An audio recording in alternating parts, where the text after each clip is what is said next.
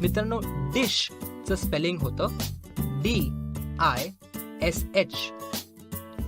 Fish चं spelling होतं FISH. आणि कॅश चं स्पेलिंग होतं CASH. तुम्हाला कळलंच असेल, SH चा आवाज ना सह न होता श असा होतो आणि म्हणून डिश ला आपण डी सह न म्हणता डिश असं म्हणालो.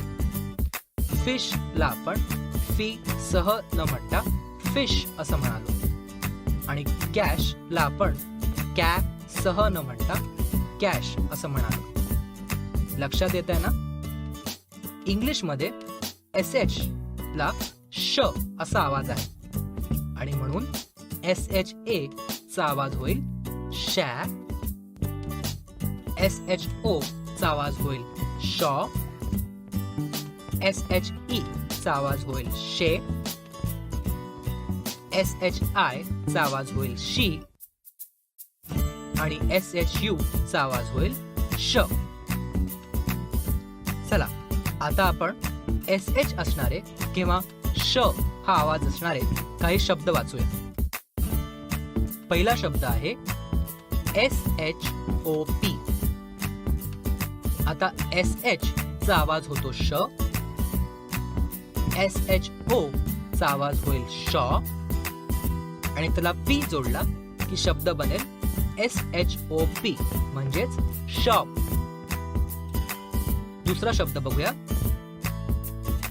SHIP. SH चा आवाज होतो श, त्याला I जोडला की SHI बनतो शी आणि त्याला P जोडला की शब्द बनतो SHIP म्हणजेच शिप. CH चा आवाज ना क ह न होता च असा होतो. लक्षात द्या, CH चा आवाज होतो च, चॉकलेट मधला च. चला, आता आपण CH ला वॉवेल्स जोडून त्याचा आवाज कसा होतो ते बघूया. CHA चा आवाज होतो चॅ. CHE चा आवाज होतो चे. CHI चा आवाज होतो ची. CHO चा आवाज होतो चॉ आणि CHU चा आवाज होतो च. चला, आता थोडे शब्द वाचूया. राजूने वापरलेला शब्द होता चिप्स आणि त्याचं स्पेलिंग आहे CHIPS. CH चा आवाज च, CHI चा आवाज ची आणि त्याला P जोडल्यामुळे CHIP चा उच्चार होतो चिप. आता याला S जोडला की त्याचा उच्चार होणार CHIPS म्हणजेच चिप्स. चिप्स आठवतोय ना?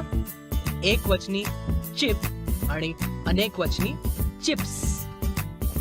चला, पुढचा शब्द बघूया. CHAP. CH चा आवाज होतो च, CHA चा आवाज होतो चॅ आणि CHAP चा उच्चार होतो चॅप. चला, आणखीन एक शब्द बघूया. CHOP.